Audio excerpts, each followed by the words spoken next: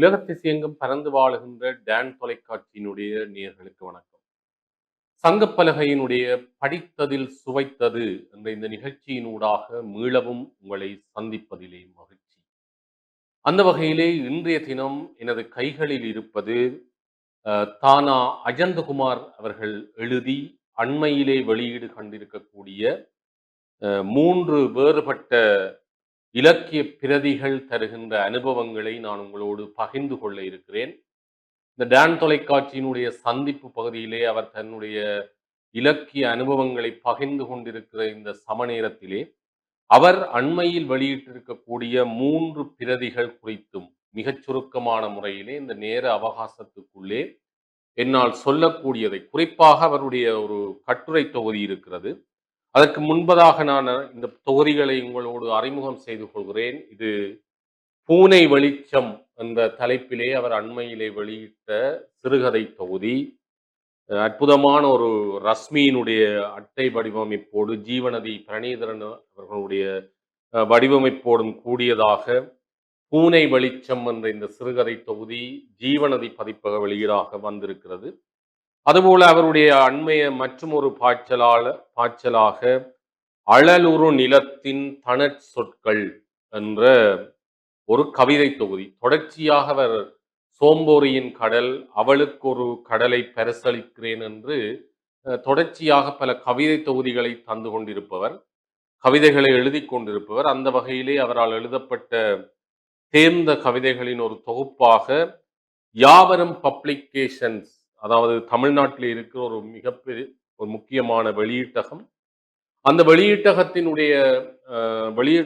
ஊடாக வெளியீடு கண்டு குறிப்பாக சென்னை புத்தக கண்காட்சியிலேயே இந்த புத்தகம் வெளியிடப்பட்டு நூலாசிரியரும் இங்கிருக்கிற பல எழுத்தாளர்களும் அங்கு சென்று இந்த நூலை அங்கேயே வெளியிட்ட சிறப்புக்குரிய ஒரு அற்புதமான கவிதை தொகுதி அழலூர் நிலத்தின் தணற் சொற்கள். அந்த கவிதை தொகுதியினுடைய பின்னட்டையிலே தீபச்செல்வன் அவர்கள் தன்னுடைய கருத்துக்களை இங்கே பதிவு செய்திருக்கிறார். அதுபோல மிக முக்கியமாக பழைய கண்ணாடியில் புதிய பிம்பங்கள், இது அவருடைய சங்க இலக்கியத்தில் இருந்து சமகாலத்துக்கான கட்டுரை தொகுதி. குறிப்பாக உதயன் சஞ்சீவி அல்லது புதன் பொய்கை போன்ற அந்த உதயன் பத்திரிகையிலே குறிப்பாக கொரோனா காலத்தில் அவர் எழுதியிருக்கக்கூடிய மரபு சார்ந்த இலக்கியங்களையும் நவீன இலக்கியங்களையும் ஒன்றிணைக்கின்ற அல்லது அந்த ஒன்றிணைப்பு பயணத்துக்கூடாக வித்தியாசமான சில கருத்துக்களை சொல்லுகின்ற ஒரு படைப்பாக நாங்கள் இந்த படைப்பை பார்க்கிறோம். உண்மையிலே ஒரு வியக்கக்கூடிய ஆளுமையாக, படைப்பாளுமையாக, ஒரு இளைய தலைமுறையைச் சேர்ந்தவராக நாங்கள் நண்பர் அஜந்தகுமார் அவர்களை பார்க்கிறோம். அவர் வடமராட்சி வதிரி நெல்லியடியை பிறப்பிடமாக கொண்டவர். சிறு வயதிலேயே அதாவது காபோதா உயர்தரம் கற்கின்ற காலங்களிலேயே இருந்து இலக்கியத்தின் மீதான ஈடுபாட்டோடு உழைத்து வருகின்ற ஒருவர். நெல்லியடி மத்திய மகாவித்தியாலயத்தினுடைய மாணவர். அங்கே கற்கின்ற போதுதான் குப்லானை சண்முகன் போன்ற மிகச்சிறந்த ஆளுமைகளிடம் கற்ற பெருமைக்குரியவர். புதிய தரிசனம் என்ற ஒரு சஞ்சியை வெளியிட்ட சஞ்சிகையாளர். அவருடைய பல இலக்கிய முயற்சிகள், இன்றைக்கு எல்லாவற்றுக்கும் மேலாக அவர் தமிழ் ஆசிரியராக இருந்து இன்றைக்கு உயர்ந்து யாழ்ப்பாண பல்கலைக்கழகத்தினுடைய தமிழ்துறை விரிவுரையாளராக ஒரு பல் பரிமாணங்களோடு உயர்ந்து வருகின்ற நாளைய நம்பிக்கைக்குரிய ஒருவராக விளங்குகின்ற ஒருவர். அவரிடம் இருக்கிற படைப்பாளுமை திறம் என்பது அவ்வப்போது பல தொகுதிகளுக்குள்ளாலே நாங்கள் பார்த்திருக்கிறோம். பல சஞ்சிகை வழிகளுக்குள்ளாலே அவற்றை நாங்கள் தரிசித்திருக்கிறோம். குறிப்பாக இனிப்பு கதைகள் என்ற பெயரில் அவர் எழுதிய ஒரு தொகுதி, ஒரு வித்தியாசமான கதை சொல் முறையிலே அவர் பயன்படுத்தி இருக்கக்கூடிய ஒரு முயற்சி என்று சொல்லலாம். இப்படி பல ஏற்கனவே பல பத்தி இலக்கிய கட்டுரை தொகுதிகள், திசை சிறுகதைகளை தன்னுடைய ஆய்வுக்கு உட்படுத்தி அந்த ஆய்வினுடைய வெளிப்பாடாக தந்திருக்கக்கூடிய விடயங்கள் என்று இந்த சிறு வயதிலிருந்து இன்று வரை தொடர்ச்சியாக இந்த வயதுக்குள்ளே இத்தனை விதமான படைப்பாற்றலை வெளிப்படுத்துகிற ஒருவராக நாங்கள் நண்பர் அஜந்தகுமாரை பார்க்கிறோம். நான் இங்கே 3 பிரதிகளை உங்களிடம் காட்டினாலும் கூட குறிப்பாக அவருடைய இந்த பழைய கண்ணாடியில் புதிய பிம்பங்கள் என்ற இந்த கட்டுரை தொகுதி குறித்துத்தான் அதிகம் இந்த படித்ததில் சுவைத்ததிலே நான் உங்களோடு பகிர்ந்து கொள்ள இருக்கிறேன். இந்த நூல் கூட ஜீவநதி பதிப்பகத்தினுடைய வெளியீடாக அவருடைய பல இலக்கிய முயற்சிகள் ஜீவநதி பதிப்பகத்தினுடைய வெளியீடாக வந்திருக்கின்றன. அவர் இந்த நூலை குறிப்பாக நடமாடும் நூலகம் என்று நாம் போற்றுகிற இன்றைக்கும் எங்கள் மனங்களுக்குள் வாழுகிற பேராசிரியர் ஜோகராசா அவர்களினுடைய தோழமை மிக்க நினைவுகளுக்கு சமர்ப்பித்திருக்கிறார். ஒரு பொருத்தமான சமர்ப்பணம். அவர் அதை குறித்தும் இங்கே பேசியிருக்கிறார். குறிப்பாக இந்த நூலுக்குள்ளே வானரங்கள் கை சேர்ந்த சீதையின் ஆபரணங்கள் அந்த தலைப்புகள் எல்லாம் ஒரு இலக்கிய தரம் வாய்ந்த கம்பராமாயணம் புராண தொன்மங்களுக்குள்ளாலே பயணித்தாலும் அவர் சொல்ல வருகிற விஷயங்கள் வித்தியாசமான ஒரு பாணி கொண்ட கட்டுரைகளாக இங்கே இருக்கும். புகழ்வதும் புலவரும் மரவை மறைக்கும் மாமத யானைகள். நாங்கள் மரத்தை மறைத்தது மாமத யானை, மரத்துள் மறைந்தது மாமத யானை என்று கற்றிருக்கிறோம். இவர் இங்கே வித்தியாசமாக மரவை மறைக்கும் மாமத யானைகள் என்று ஒரு கட்டுரை, ஒலி அவிந்தன்று அழுங்கல் ஊரே என்ற அந்த கொரோனா கால அந்த துயரத்தை வைத்துக் கொண்டு எழுதப்பட்ட ஒரு கட்டுரை, சிறை இருத்தல் சிறகு விரித்தல். அதுபோல அது சிறையிலே இருந்து கொண்டு படைக்கப்படுகிற படைப்புகள் பற்றிய ஒரு விஷயம். பெண்பலர்தாம் பேசில் உலகில் என்னாமோ என்று மற்றும் ஒரு பார்வை, அழிவதன்றி வேறென்ன கேட்கும் என் கவிதை, கோதாரியும் கொரோனாவும். ஒரு வித்தியாசமான தலைப்புகள். கையற உரைத்து கை சோர்ந்தன்று ஒழுகு நீர் ஆறல் பார்க்கும் குறுகு மயக்குறு மக்கள் என்று ஒரு 11 கட்டுரைகளினுடைய தொகுப்பாக இந்த நூல் மலர்ந்திருக்கிறது. அழகான ஒரு அட்டை வடிவமைப்போடு இது மலர்ந்திருக்கிறது. இங்கே பின்னட்டை குறிப்பாக தமிழ்துறை யாழ்ப்பாண பல்கலைக்கழக தமிழ்துறையினுடைய மேனாள் தலைவர் மதிப்பார்ந்த முதுநிலை பேராசிரியர் விசாகருவன் சார் அவர்கள், என் அன்புக்குரிய மாணவர் அஜந்தகுமாருடைய பழைய கண்ணாடியில் புதிய பிம்பங்கள் என்ற தலைப்பிலான இந்த கட்டுரை நூல் சங்க இலக்கியத்திலிருந்து சமகாலம் வரையான பல்வேறு பொருண்மைகளை கட்டிருக்கமாக பேசுகிற ஒரு படைப்பாக வெளிவருகிறது. அதை இட்டு தான் அவருடைய ஒரு ஆசிரியர் என்ற வகையிலே மிக்க மகிழ்ச்சி அடைகிறேன் என்று அந்த மகிழ்ச்சியை வெளிப்படுத்தி இருக்கின்றார். குறிப்பாக இந்த நூலுக்குள்ளே நாங்கள் செல்வோமாக இருந்தால் இதிலே வேறு உரைகள் கிடையாது. எண்ணுரையாகவே ஆசிரியர் இந்த நூல் முயற்சியினுடைய காலங்கள் பற்றியும் அந்த காலத்திலே குறிப்பாக உதயன் பத்திரிகையினுடைய ஆசிரியராக இருக்கிற பிரபாகரன் அவர்கள் இதற்கு எப்படி ஒரு தூண்டுகோலாக அமைந்தார் என்பது குறித்தும், மற்றும் தன்னோடு அடிக்கடி தொலைபேசியிலே உரையாடுகிற முதுகில் தட்டி பாராட்டுகின்ற அன்புக்கினிய பேராசிரியர் ஜோகராசா சாரனுடைய அந்த நினைவுகளையும், ஜீவநதி பரணீதரனுடைய அந்த முயற்சிகளையும், தனக்கு உறுதுணையாக அமைந்த தன்னுடைய மனைவி மற்றும் ஏனைய விரிவுரையாளர்களினுடைய ஒத்துழைப்புகளையும் இங்கே நன்றியோடு பதிவு செய்திருக்கிறார். இங்கே வானரங்கள் கை சேர்ந்த சீதையின் ஆபரணங்கள் என்ற இந்த தலைப்பிலே அமைகிற இந்த கட்டுரை ஒரு வித்தியாசமாக, குறிப்பாக உங்களுக்கு தெரியும், சீதை செல்கிற அந்த சீதையை கடத்தி செல்கிற போது சீதை அந்த பாதையை அறிய வேண்டும் என்பதற்காக தன்னுடைய ஆபரணங்களை எல்லாம் கழட்டி போட்டு சென்றாள் என்று சொல்லுகிற கம்பராமாயண செய்தியை எடுத்து வைத்துக் கொண்டு இன்றைக்கு இருக்கிற சூழ்நிலையிலே இலக்கியங்கள் மக்கள் எமது வாழ்வை பிரதிபலிப்பதோடு நின்று விடுவதில்லை, அவை வாழ்வை கேள்விக்குட்படுத்துவதிலும் தீவிரமாக இயங்குவன என்ற விடயங்களை சொல்லி, குறிப்பாக இந்த இன்றைய வாழ்க்கை சூழலுக்குள்ளே புறநானூற்று பாடல் ஒன்றை எடுத்துக்காட்டி அந்த பாடலிலே குரங்குகளிடம் கொடுக்கப்படுகிற ஆபரணங்களை அவை எங்கே அணிவதென்று தெரியாமல் அணிந்த அந்த கதைகளை பற்றியெல்லாம் பேசி, அதே போல மனோன்மணியம் என்ற நூலிலும் வருகிற அந்த செய்திகளினுடைய தொடர்ச்சியை பேசி, இவர் ஏன் இதெல்லாம் பேசுகிறார் என்றால் இலக்கியம் சார்ந்த விஷயங்களை சொல்வதற்காக அல்ல.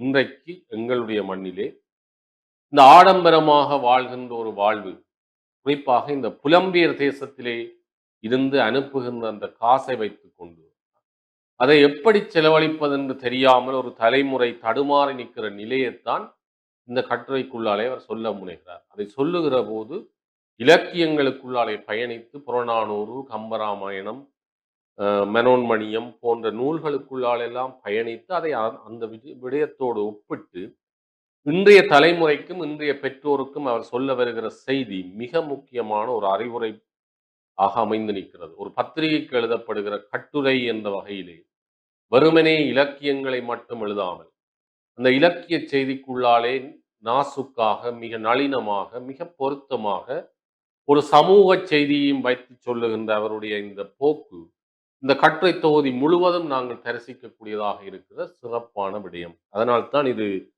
பழைய கண்ணாடியில் புதிய பிம்பங்கள் என்று மிக பொருத்தமான அந்த தலைப்பு அவ்வாறான பல அர்த்தங்களை கிளர்த்த வல்லதாக அமைந்திருக்கிறது.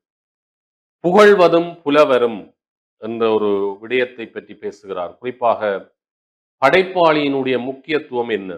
அவன் மிகப்பெரிய பிரம்மாவா என்றால் எத்தனையோ கேள்விகளும் சர்ச்சைகளும் இருக்கவே செய்கின்றன என்ற ஒரு ஒரு சர்ச்சைமிக்க கூற்றோடு தொடங்கி இன்றைய சூழலிலே ஒரு புலவன் அல்லது ஒரு படைப்பாளி புகழை விரும்பி நின்றாலும் கூட படைப்பாளிகளினுடைய நிலை என்ன?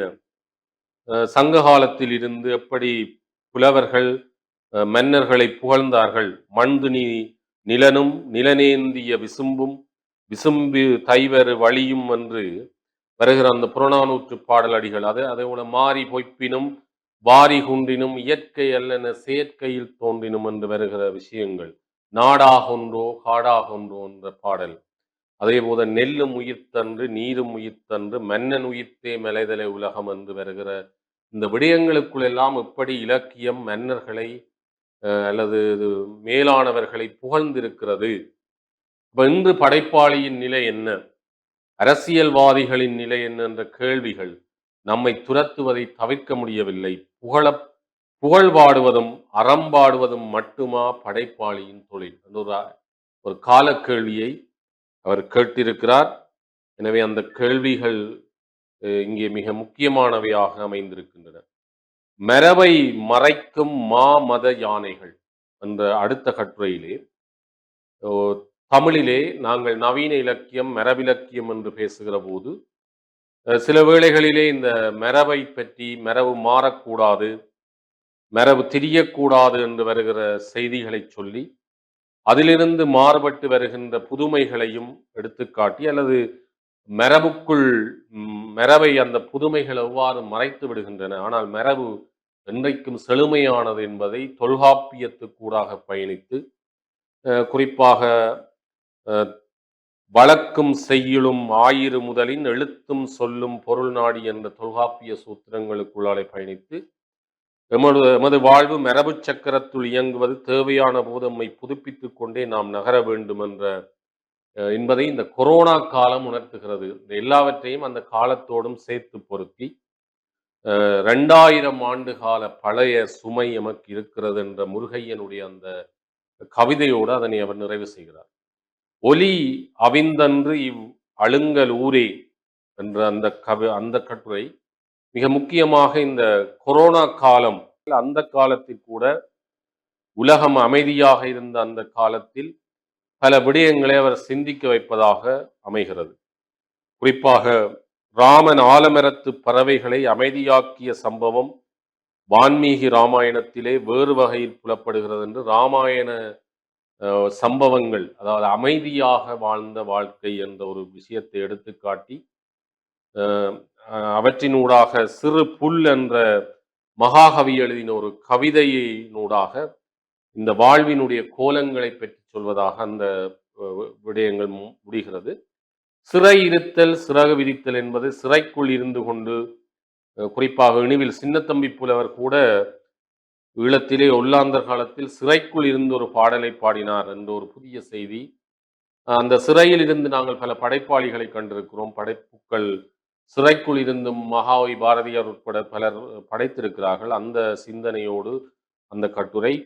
பெண்பலர் தாம்பேசில் உலகில் என்னாமோ என்ற கட்டுரை அது கூட தொல்காப்பியத்துக்கூடாக பயணித்து பெண்மையினுடைய நிலைகளை காலந்தோறும் போர் இலக்கிய வரலாற்றிலும் பெண்களினுடைய குரல்கள் எவ்வாறு ஒலித்திருக்கின்றன என்ற விடயங்கள் பேசப்பட்டிருக்கின்றன. அழிவதன்றி வேறென்ன கேட்கும் என் கவிதை என்று தன் கவிதை மீதான அல்லது இன்றைய கவிதைகள் மீதான ஒரு விமர்சனமாகவும் அல்லது மரபுக் கவிதையினுடைய மொழி, "வாயிலோயே வாயிலோயே அறிவரை போகிய பொறியர் நெஞ்சத்தென்று" சிலப்பதிகாரம் உட்பட பல விடயங்களை இங்கே இணைத்திருக்கிறார். கோதாரியும் கொரோனாவும் என்றால், கோதாரி என்பது ஒரு காலத்தினுடைய நோய். பின்னர் வந்தது கொரோனா நோய். 2ஐயும் இணைத்து பேசியிருக்கின்றார். கையற உரைத்து கை சோர்ந்தன்று. அதுவும் கூட புறநானூறு போன்ற இலக்கியங்களுக்குள்ளாலே பயணித்து நவீன கவிதையிலே முடிகின்ற உணர்வுகள். எனவே ஒட்டுமொத்தமாக பார்க்கிற போது இந்த தொகுதி ஒரு மரபு சார்ந்த இலக்கியத்திலே அவருக்கு இருக்கிற ஈடுபாட்டையும் புலமையையும் வெளிப்படுத்துகிற அதே நேரம் அதை கொண்டு வந்து நவீன கவிதைகளுக்குள்ளாலும் பொருத்தி ஒரு கொரோனா கால வாழ்வியலிலே அவர் பலர் எப்படி இயங்கினாலும் அமைதியாக இருந்தாலும் அவர் தமிழுக்கு தந்திருப்பது ஒரு அற்புதமான படைப்பு. ஒரு தமிழ்த்துறை விரிவுரையாளர் என்ற வகையில் இத்தகைய பல படைப்புகளை நாங்கள் அவரிடமிருந்து தொடர்ச்சியாக எதிர்பார்க்கிறோம். நிச்சயமாக அத்தகைய ஆற்றல் வாய்ந்தவர் அவர். அந்த வகையிலே சங்க இலக்கியத்திலிருந்து சமகாலத்துக்கு வரக்கூடிய, குறிப்பாக இன்றைக்கு இருக்கிற இளைஞர்களும் மாணவர்களும் இந்த நூலை படிக்கிற போது தங்களை தாங்களே திருத்திக் கொள்வதற்கும், அல்லது இலக்கியம் மீதான ஈடுபாடு இன்றைய தலைமுறையிடம் குறைந்து வருகிறது, அதிலும் குறிப்பாக மரபிலக்கியங்கள் மீதான ரசனையும் ஈடுபாடும் குறைந்து வருகிறது என்ற விமர்சனத்தை கூட இந்த நூல் உடைக்க வல்லது. இத்தகைய முயற்சிகள் வரவேற்கத்தக்கன என்று கூறி, இந்த அளவிலே சங்கப்பலகையினுடைய படித்ததில் சுவைத்தது என்ற இவ்வாற நிகழ்விலிருந்து உங்களிடமிருந்து விடைபெற்றுக் கொள்கின்றேன். நன்றி, வணக்கம்.